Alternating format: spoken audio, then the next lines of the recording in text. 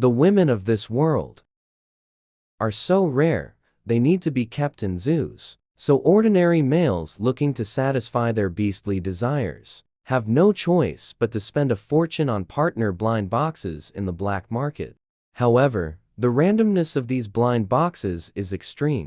Only a few exceptionally lucky male beastmen manage to unbox petite and intact females. Most end up with defective rejects that failed to meet standards. Leah, a top-tier special agent, unexpectedly finds herself transported to this star-spanning beast world with a severe gender imbalance, reduced to a female commodity, confined in a blind box, awaiting sale. At this moment, Leah slowly opens her eyes. Puzzled, she pokes her head out from the edge of the box. Then, to her shock, she spots two beastmen hunched over, digging frantically into the ground, muttering about digging deeper as they work, probably thinking that by the time they open the box, the corpse inside would have rotted as foul as stinky tofu. The sight sends Leah's heart racing. She clamps a hand over her mouth, not daring to even breathe. Just then, a male nearby suddenly turns his gaze in her direction, clearly having caught a whiff of something. He turns his head, and his eyes lock onto Leah in the distance. But with each passing second, he stares. His expression grows more astonished. A female, and a rare one at that. This was beyond anything he'd anticipated. But why was she alive? Turns out, 2 hours earlier, Kanan infiltrated the underground black market to prepare for an arms deal. On the way, he noticed two ORCs tailing him. He darted into a blind box exchange, casually blending into the most crowded queue. His turn came quickly. To avoid exposing his identity, he hastily registered an account to complete the payment. The moment the machine spat out a pitch-black cube, the once noisy black market fell dead silent. Every ORC's pupils contracted. The ram-horned ORC was the first to pound his chest and burst into laughter. The entire black market erupted like an ignited powder keg. Wave after wave of sneering laughter shook the shelves. A young beast at the end of the line pricked up its ears, tugged at the hound in front. What tier is the ORC's black box? The hound shook off its frayed sleeve, gnawed at the edges. The claws tapped the cub's foot. That's called an urn. Got it, you little brat? Kanan snapped back to reality. He saw his two lackeys, Dafu and Erfu, covering their mouths, their eyes gleaming as they stared at the little female not far away. He immediately raised a finger, signaling them to keep quiet. He flexed his arm, making sure the strength was just right, then carefully reached out, stiffly lifting the little female out of the box. Back in the room, he gently placed the little female on the sofa. Leah was still mesmerized by the high-tech surroundings. Her dazed expression almost made Kanan melt. This little female wasn't just pretty and adorable. Her looks outshone those S-rank females. Behind him, Dafu and Erfu, watching the intimate interaction between the two. Envy practically had drool dripping down. Erfu tiptoed closer to Kanan's side, unconsciously reaching out to touch, only to hear a sharp smack. The back of his hand immediately reddened and swelled. Looking up, he met Leah's wide, round eyes. Her beastly pupils filled with disbelief. He had actually been struck by this little female. Yet the man who got hit wasn't angry at all. Instead, he blinked with starry eyes and leaned in even closer. Leah suddenly felt exhausted, quietly shrinking behind Kanan. Her lips puckered in a pout. The sight instantly ignited everyone's protective instincts, though Kanan's face remained cold. When his gaze landed on the little female who had actively moved closer, a flicker of surprise still flashed in his eyes. He hadn't expected her to willingly approach him. 2 days passed in the blink of an eye. Through interacting with the three of them and consulting her neural interface, Leah finally understood her situation. This was a beastman planet called Pandora. Here, males underwent 7 molts in their lifetime, each time plunging them into a frenzied mating cycle. Only a female's soothing could ease it. To address this, scientists used test tubes. To cultivate genetically inferior specimens, female Leah shut off her neural interface. The data screen faded to black. After these 2 days of interaction, Kanan and the other two had indeed dotted on her endlessly. But the thought of that man's hidden intentions, she couldn't help but grit her back teeth. However, considering how the other party has been completely obedient to him these past 2 days, out of consideration for his past kindness, she decided to let him off the hook for now. The soft sound of the glass door sliding open echoed. Aya's fingers swiftly swiped across the holographic screen. The browsing history vanished in an instant. The display switched to a colorful puzzle game. She wrinkled her nose. Adopting a troubled expression, she stared at the level interface. Stuck. Kanan casually sat down beside her. His slender fingers hovered over the screen. You need to rotate the block here. His deep voice resonated like the vibration of a cello string. His jawline gleamed with the cold sheen under the tactical lighting. As Leah stole a glance at his profile, Erfu strode out of the mechanical room in military boots. Boss, I've already notified Zhao Wu to pick up the goods. Right after, Da Fu also came out from the machinery room, silently placing the metal box in hand onto the large table. The delicate components left scattered on the tabletop rolled with crisp, clinking sounds. Leah's gaze swept over those alien metals gleaming with a blue hue, suddenly realizing these 3 people before her seemed to harbor some unspeakable secret. In the moment, Leah was lost in thought. A blinding burst of flames erupted at the entrance. A cylindrical object tumbled to the ground, spewing thick purple smoke, instantly engulfing the entire living room. Leah's pupils constricted abruptly. She flipped off the couch in one swift motion, covering her mouth and nose with one hand, retreating swiftly toward the bedroom. The hum of mechanical joints echoed through the smoke. A lizard-like beastman wearing an oxygen mask stepped first into the wreckage. He made a tactical hand signal behind him. The next second, 4 fully armed mercenaries immediately charged into the room. The blue glow of high-voltage electricity flashed through the thick fog. Before Kanan and the others could react, they were simultaneously hit by 3 electric darts, losing all resistance in their necks.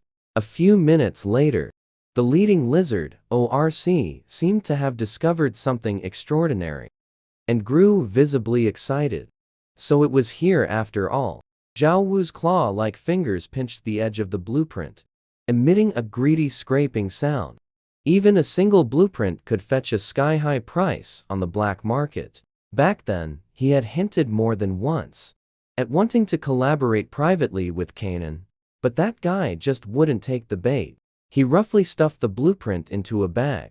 Suddenly, he pulled out a dark green syringe from a metal case. The liquid inside the glass tube bubbled ominously. Zhao Wu tilted Kanan's chin with the needle tip. The tree child trembled with excitement. This is something even 30 million new coins on the black market couldn't buy. Once injected, 30,000 nanomechanical insects would gnaw through the bloodstream, causing unbearable neural agony. Kanan, you're lucky. Today I let you experience it firsthand. Just as the needle was about to pierce the skin, the sound of the bedroom door handle turning made everyone abruptly turn their heads. Through the crack of the door, a small, furry head slowly peeked out. Leah blinked her teary eyes. The tip of her nose was still pink from coughing. Damn, what's this weird smell?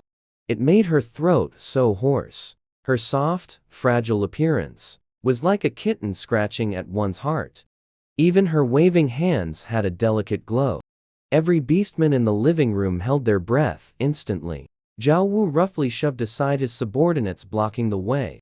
When he knelt on one knee, he even cracked the floor tiles, his face plastered with a friendly smile. Little female, what's your name? At this moment, Leah was still coughing. Her slightly flushed, damp eyes lifted.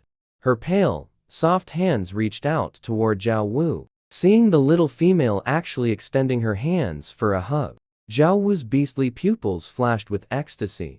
Don't touch her. Jianen's growl exploded like muffled thunder. His dark golden beast eyes gradually filled with killing intent.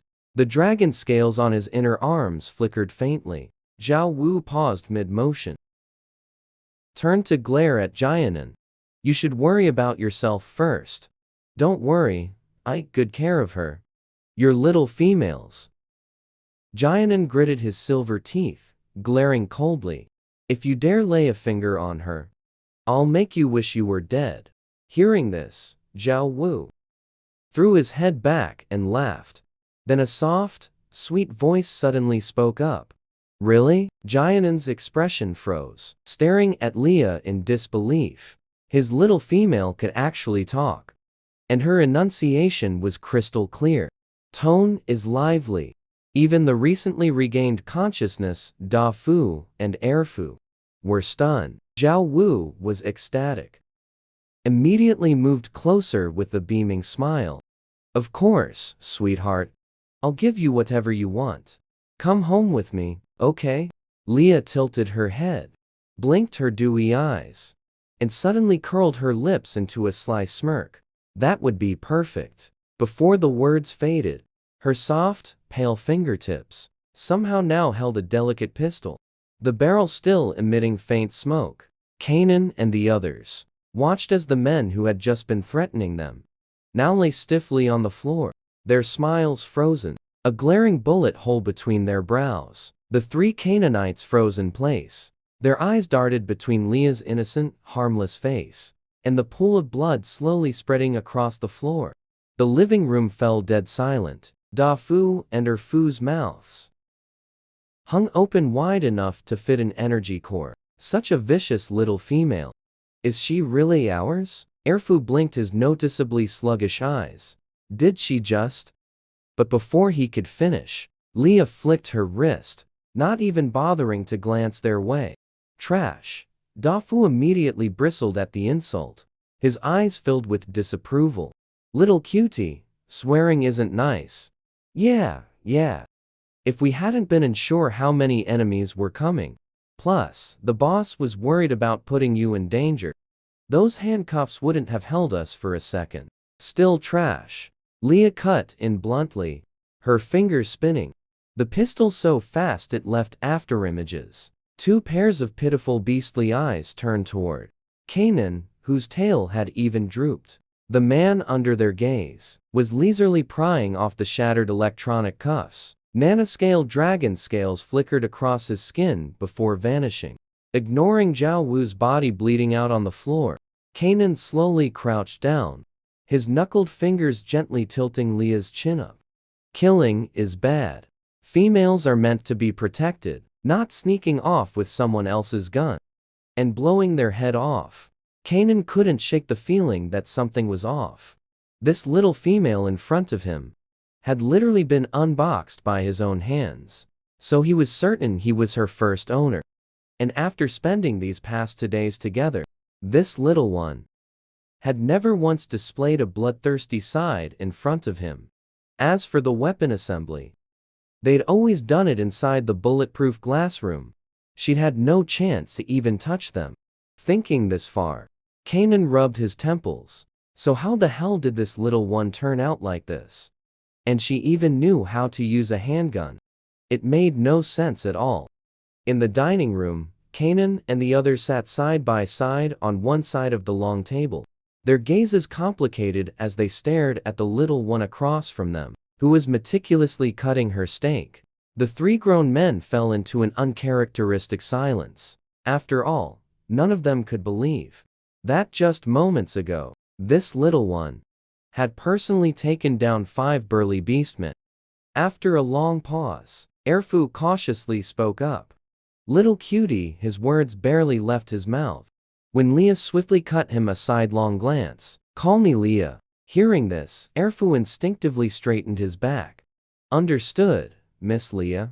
Your shooting stance earlier was textbook perfect. But we definitely never taught you that, right? Got a problem with that? Leah lifted her eyes, a slight arch to her brow.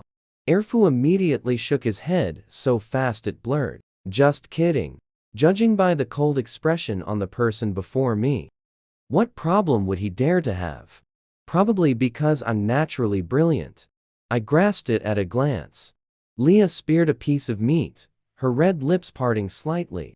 Erfu's expression turned awkward.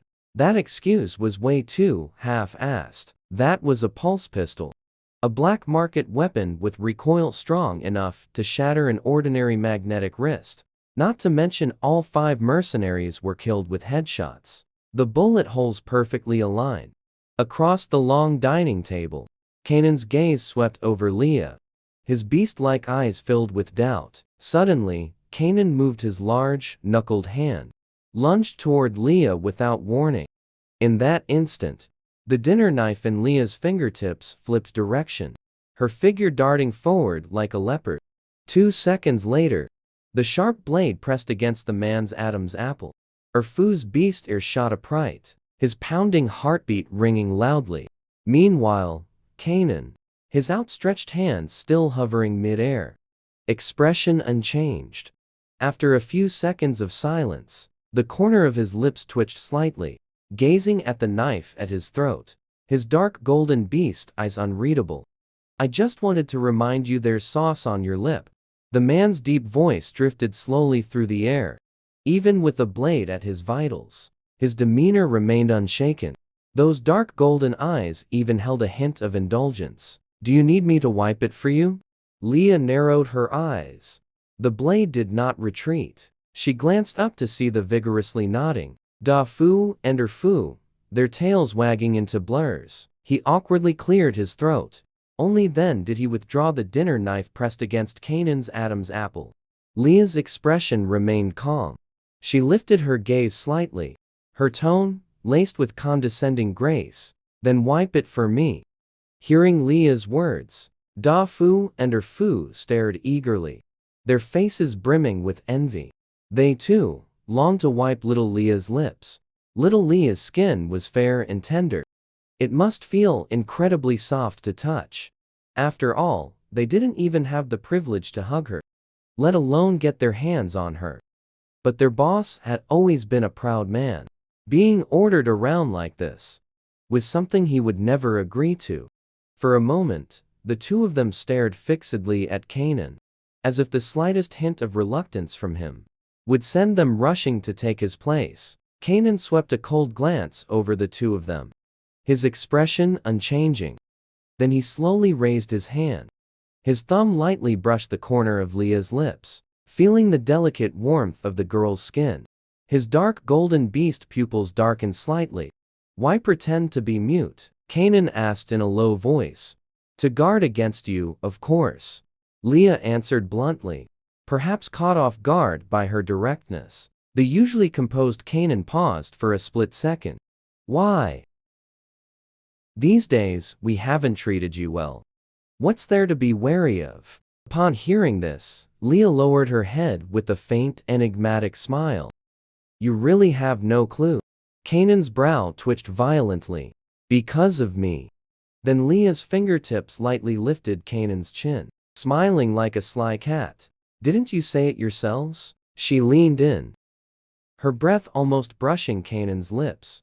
The reason you bought me, wasn't it to work me to death? The tips of Kanan's ears burned red instantly, a flush spreading all the way down his neck. He had never regretted anything more in his life. Regretted not sewing shut the mouths of those idiots, Da Fu and Erfu, that very day. He remembered bringing Leah home that day.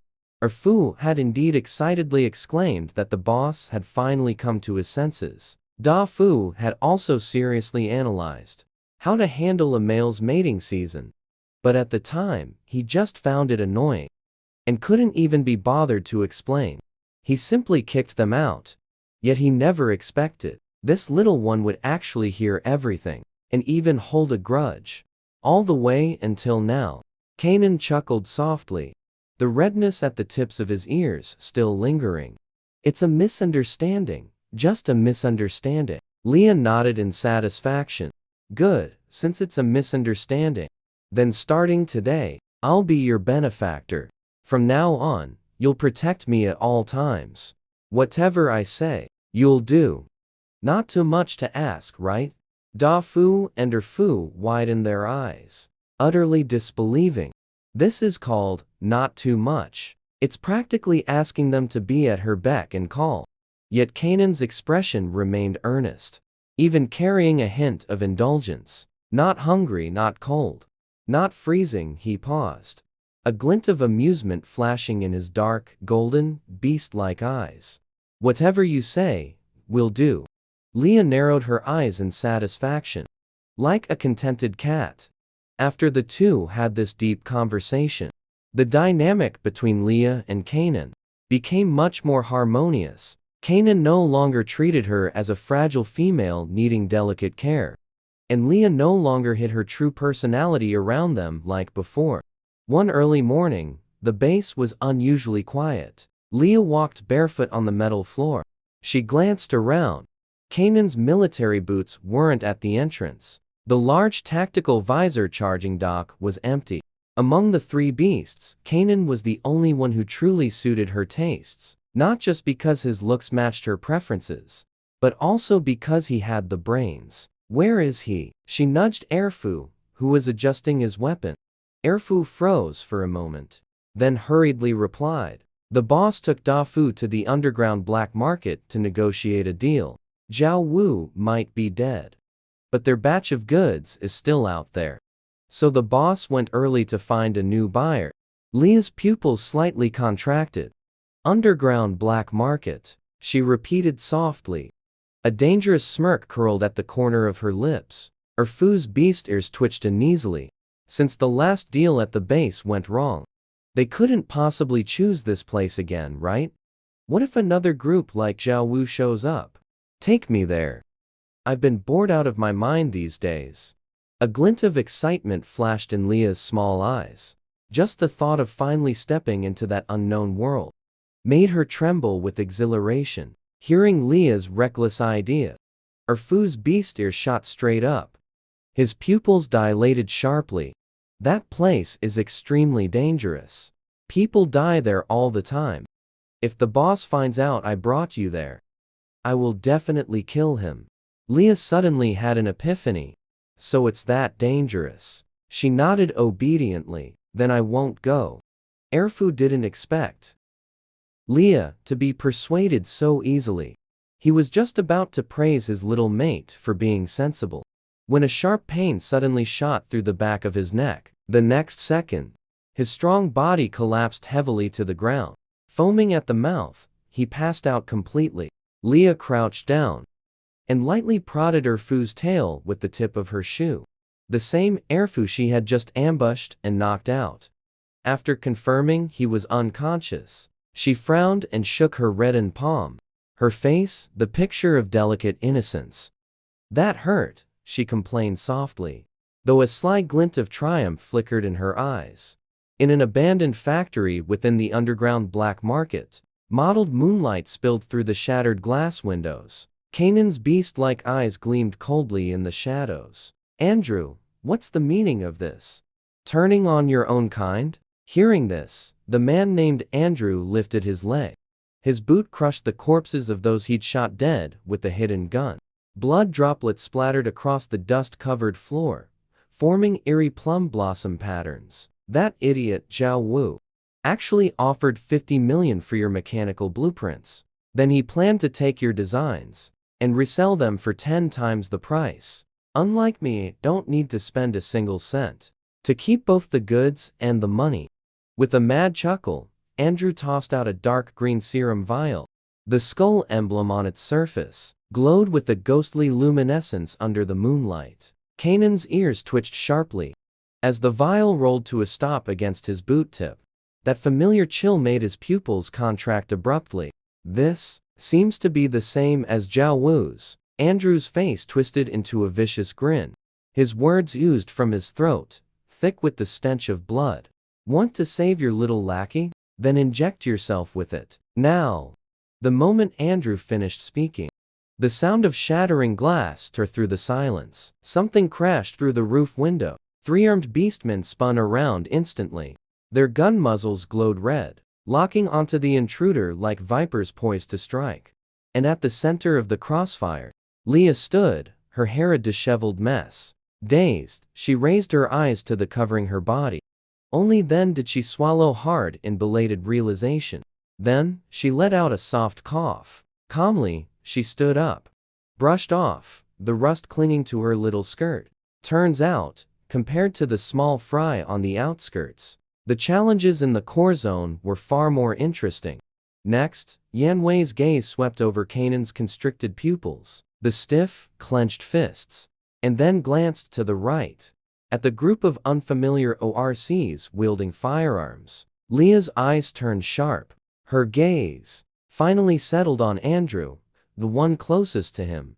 The next second, Leah lowered her lashes, lifting a pair of tearful, innocent eyes. She stretched out her arms toward the man in front of her, asking for a hug. That sweet, sticky voice echoed through the empty factory building. It had to be said. Leah's appearance was utterly deceptive. A female like this, as if plucked from a blind box, was naturally prone to making others let their guard down.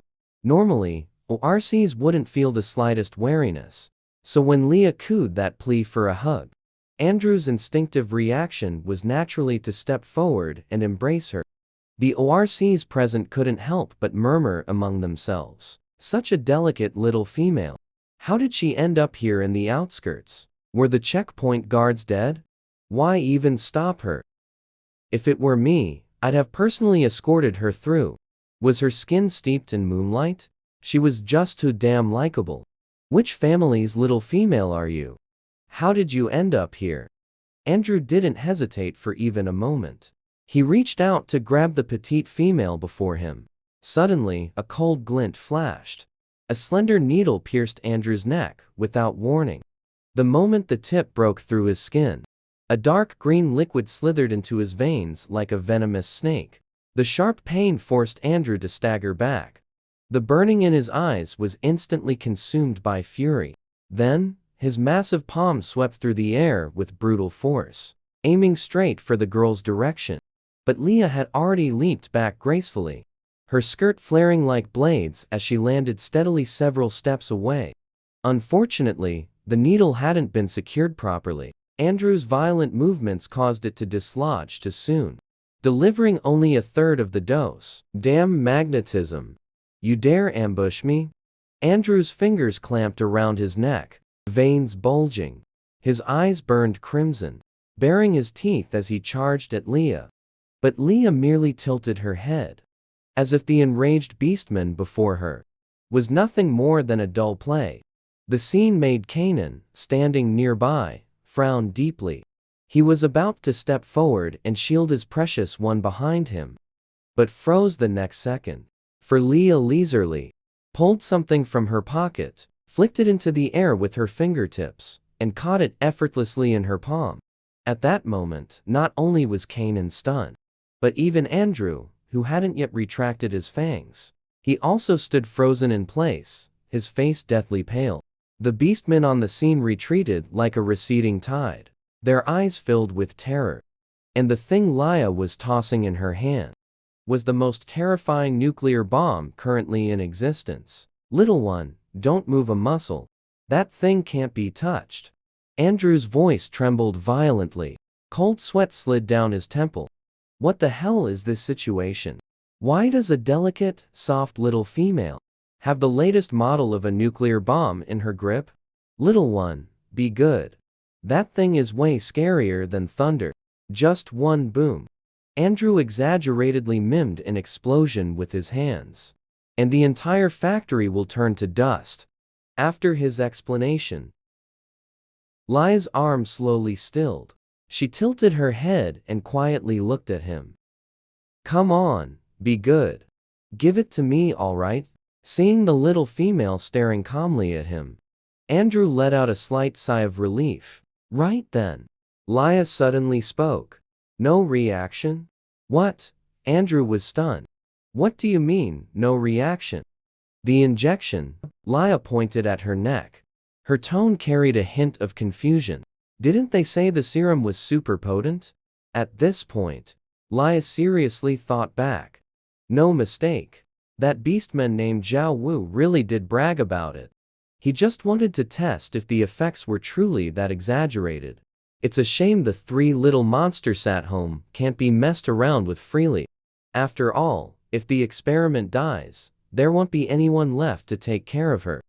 After a few seconds of dead silence, Andrew's gaze slowly lowered, landing on the shattered, empty vial by his feet.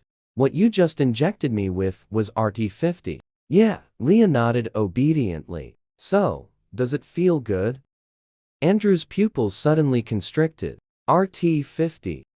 An incurable, lethal poison. Realizing his time was up, Andrew suddenly burst into maniacal laughter. Yanking the pin from the bomb, he roared with laughter. Then let's die together. A piercing howl exploded through the factory. The beastmen instantly scattered like startled birds, screaming and fleeing in all directions. In the span of a single breath, the vast factory was left with only Kanan and Da Fu still standing their ground. Kanan stared at Thebum rolling on the ground, raised an eyebrow with a faint smile. Da Fu watched the fleeing figures, pissing their pants in terror. He almost couldn't hold back his laughter. Not bad, Zhao Leia. That move was pretty intimidating. Even thought to bring an empty shell from home for the act. But then Leia slowly turned her head toward Da Fu, blinking blankly. Ha ha ha. Still pretending, Zhao Leia? Your acting skills are next level. Even I almost fell for it. After all, who'd hand the real deal to the enemy? Yet Leia in the distance kept silently staring at him without a word. Da Fu's laughter gradually faltered. His lips twitched twice. Zhao Leia, you're not serious, are you? Hearing this, Leia tilted her head, her gaze pure and innocent, then slowly opened her mouth to speak. Otherwise? So the bomb you just gave Andrew was real? Da Fu's voice had already started trembling. Leia obediently nodded again. Yep. After 2 seconds of dead silence, Da Fu's Adam's apple bobbed. He swallowed hard with difficulty. So how much time do we have left? Leia flashed 2 rows of little white teeth. Her eyes curved into crescents. She even raised a tiny hand and cutely held up 3 fingers. 30 seconds left. The boss stiffly turned his head to look at Kanan beside him, ready to say some final last words. That's the newest nuclear bomb. Blast radius of 2 kilometers. Even if they grew wings now, they couldn't fly out of the death zone. So, rather than wasting their last moments struggling pointlessly, might as well think about any regrets in this life. But as soon as Da Fu turned, he saw their boss, didn't even spare him a glance, walking straight toward Leia instead. Kanan crouched before Leia, slender fingers reaching into her puffy dress pocket, leisurely pulling out 5 or 6 metal pellets. The compressed rescue membranes glowed coldly under the light. Da Fu's ashen face instantly revived, nearly weeping with joy. Heaven hasn't abandoned us. Our little Leia actually carries life-saving gear on her. This is the boss's specially made survival device, designed to withstand blast heat. When deployed, forms a spherical pod that blocks shockwaves. The survival rate is as high as 99%. A few seconds later, Kanan casually tossed out 2 metal pellets. The nanomaterials rapidly expanded. In the blink of an eye, they transformed into 2 translucent protective pods. He shoved Leia into one of the pods. His bony fingers gently patted her hair. Don't be scared.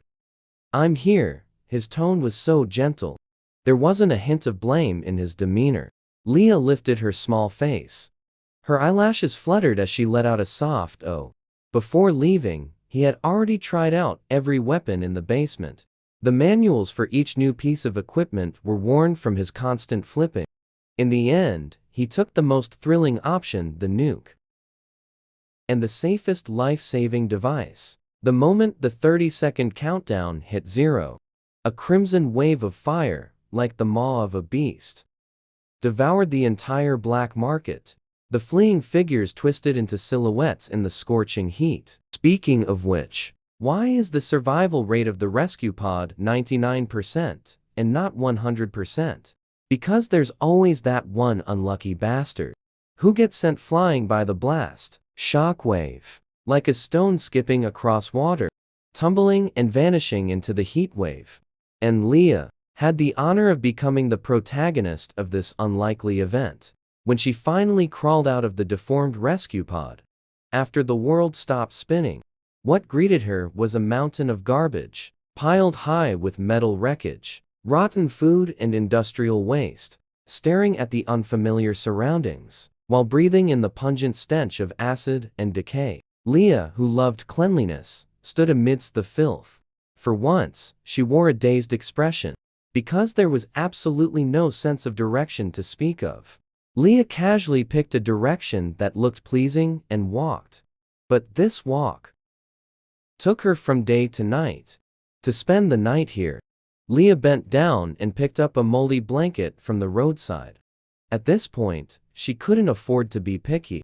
Staying warm was what mattered. After arriving at a clearing, Leah curled up beside a withered tree and began to doze, just as sleepiness crept in. From the shadows not far away came the sudden rustling of movement. "You sure we can find scrap metal to rebuild the house in this shithole? Or what, you gonna pay for new materials? Fucking hell. Those big shots had to go and fight. And they're shockwaves. Our damn house. What the fuck? Shut up and point the flashlight over here." Under the shadow of the withered tree, Leah stared blankly at her swollen, reddened feet. Thoughtfully, she rubbed her chin. After a long while, a faint sound broke the silence of the night. The two ORCs rummaging for scrap metal froze abruptly. The flashlight beam jerked violently. "Who's there? Show yourself, damn it." As soon as he finished speaking, a small, filthy, coal-like female staggered into view. She looked pitiful beyond words. The two ORCs were stunned at the sight. What the hell? Why is there a little female here? A few hours later, a loud bang came from the Colosseum owner's office. "Fuck. Business is really tough these days. Those small workshops keep copying my ideas. They've straight up snatched so many customers from me." Cigar ashes scatter onto the 30,000 SGD transfer receipt. That's the hefty price he just paid for the filthy little female in front of him. Sensing the sugar daddy's impatience, the fat and thin men quickly plastered on smiles, turning to face the little female before them. "Aren't you hungry, sweetie?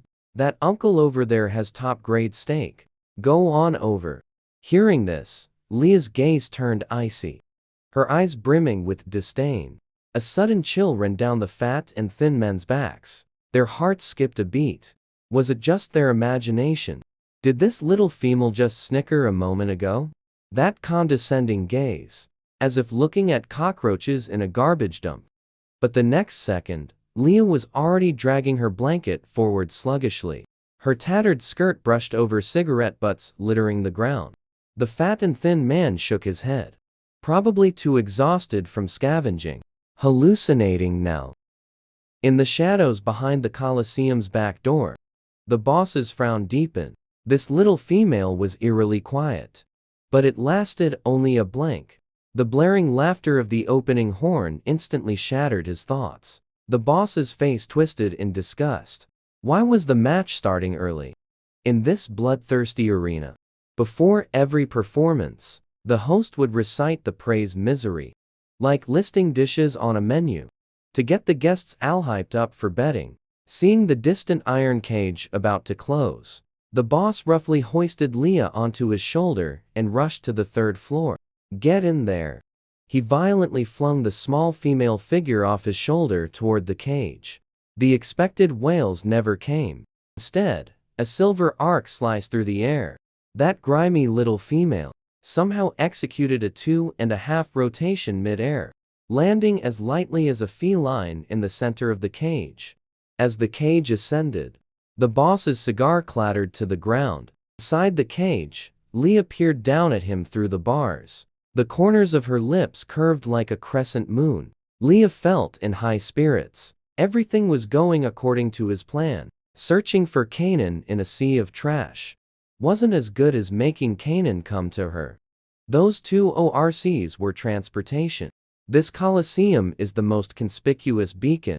At this moment, Leah surveyed her surroundings, pondering how to draw attention from outside as quickly as possible. Fortunately, she had just heard the two ORCs mention that to attract guests, the Colosseum would broadcast the fights live.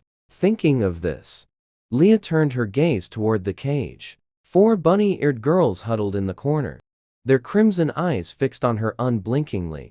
"Keep staring, and I'll gouge your eyes out." The icy threat sent the bunny-eared girls trembling collectively, desperately squeezing themselves against the bars. Though they didn't understand the language, their survival instincts made them recognize the killing intent. Inside the Colosseum, as the host's frenzied commentary escalated, the massive iron cage slid into a dark passageway. Half a minute later, when the light returned, Leah narrowed her eyes. At the center of the circular platform, stained with old blood, stood a brightly colored children's playground. Slides, seesaws, merry-go-rounds. All the structures were wrapped in barbed wire mesh, clearly designed to give the prey more hiding spots, prolonging the hunt. Excited murmurs began spreading through the audience. "Where did that filthy blonde brat come from? Why have we never seen her before?" Then Leah recalled what the two ORCs had said, that fierce beasts would be released after entering. After scanning the area once more, bend down to pick up a rusty dagger from the ground. Hand it to the nearest white, bunny-eared girl. "Let's call you Zhao Bai. Here, take this. Use it for self-defense." Zhao Bai stares blankly before accepting it. She tucks it into her clothes as carefully as if it were a treasure. Leah facepalms. "That was stupid of me. Why did I think giving her that would help? Now, this dumb bunny might cut herself by accident. But there's no time to worry about that now. More pressing matters are at hand." Leah quickly scans the amusement park equipment, finally selecting a small crossbow and a sickle, and crafting 5 arrows from scattered feathers. The next second, with the screeching rise of a metal gate, the host's frenzied shriek blares through the speakers. "Let's welcome tonight's star, the Stormfang Wolf." A beast's roar echoes across the plaza. Leah's ears twitch slightly. She turns to the trembling, bunny-eared girls behind her, suddenly flashing a devilish grin. "Want to live? Then follow me." Grabbing the crossbow, she charges toward the spinning ride. The rusty frame groans under her weight. The 4 earless girls only dare to stand at the base, gazing up at her like abandoned dolls. A massive wolf, 2 meters tall, lunges from the shadows. Drool sizzles against the ground, emitting white smoke. Its nostrils flare. Bloodshot eyes locked onto those 4 snow-white necks. The audience erupted in cheers. "It's starting! It's starting! I bet those brats won't last 3 minutes." After confirming the final target, the Gale Wolf's hind leg muscles tensed abruptly. It lunged toward the rabbit-eared girls at blinding speed. Yet at that very moment, a sleeve arrow pierced through the air, precisely impaling the Gale Wolf's skull. The arrow's fletching still quivered. As the massive wolf collapsed with a thud, the entire arena fell deathly silent. The crowd erupted into even wilder uproar. Chaos broke out in the VIP lounge. "50 grand for that blonde little bitch. Bullshit, I'll pay 100. On the amusement tower, Leah idly twirled her crossbow bolt. The live feed should have spread across the black market by now. He'd cooperated perfectly. Those photo-snapping clients got multiple clear shots of his face. Kanan should have crawled here by now. Unless... She glanced down at her mud-cake skirt, suddenly realizing her current self looked like rags dragged through a dumpster. No wonder Kanan didn't recognize her. But as she stood distracted, a black panther's claws below screeched against the iron scaffolding. The entire tower shuddered. Leah narrowed her eyes. This bastard completely ignored the bald-eared girls beneath the tower, its crimson beast eyes fixed solely on her. Looking at Feng Shilong lying on the ground not far away, Leah roughly guessed. The ORC that just died must have been his brother. He's in a hurry for revenge. So Leah aimed her crossbow again, hoping to kill him with one shot. But the moment the arrow was released, the Black Panther predicted it and dodged sideways. The sword struck the metal frame, sending sparks flying. Leah realized this was tricky. She glanced at the sheer drop beneath her feet, then stole a look at the panther closing in behind her. After just 2 seconds of silence, she suddenly turned and walked onto the rusted steel plate extending outside the tower. At this moment, the entire stands fell completely silent. Everyone craned their necks, staring at the screen, not daring to even breathe. The steel plate creaked under the strain. The panther's eyes gleamed with savage light. It cautiously advanced step by step. The plate swayed with each movement. Just as it was about to pounce, Leah, who had been retreating, suddenly froze. The instant she smiled, the panther's fur stood on end. This wasn't prey, but the gaze of a predator. The next second, Leah stomped hard on the steel plate. The rusted metal at the seams instantly snapped. In midair, the panicked panther saw a petite figure, actually using the momentum to leap up, and precisely grabbing the fur on its neck. So it was being used as a cushion. With a loud thud, the 100-meter plunge swallowed everything in its splash. The stands fell dead silent. Only sighs rose and fell intermittently. After all, survival from such a height was unlikely. Even if alive, they'd probably end up with broken bones or crippled. Seeing the young female he'd been watching fall into the water and vanish without a trace, the young master in the VIP lounge turned ashen. He immediately rushed to the railing, leaning over eagerly to peer into the deep pool, murmuring "come out" under his breath. Please? The next second, the water's surface suddenly shattered. A pale, slender hand clutched the railing with a death grip. Leah's soaked golden hair clung to her cheeks. Her arms tensed with force, and she flipped onto the spectator stands with effortless grace, moving so fast it nearly left an afterimage. The security guards didn't even have time to reach for her. The crowd erupted into knowing laughter. Run faster, little darling. Once you're past that gate, you're no longer the arena's property. Whoever catches you, keeps you. The beastmen exchanged greedy glances, wordlessly clearing a path for her. Leah's bare feet stepped across the crimson carpet, leaving a trail of wet footprints behind. But the moment she bolted through the gates, a bony, well-defined hand suddenly seized her by the collar, lifting her clean off the ground. Leah's pupils shrank to pinpricks. The small sickle hidden in her sleeve slid instantly into her palm. Just about to counterattack, a deep, familiar voice came from above. "Sorry I'm late,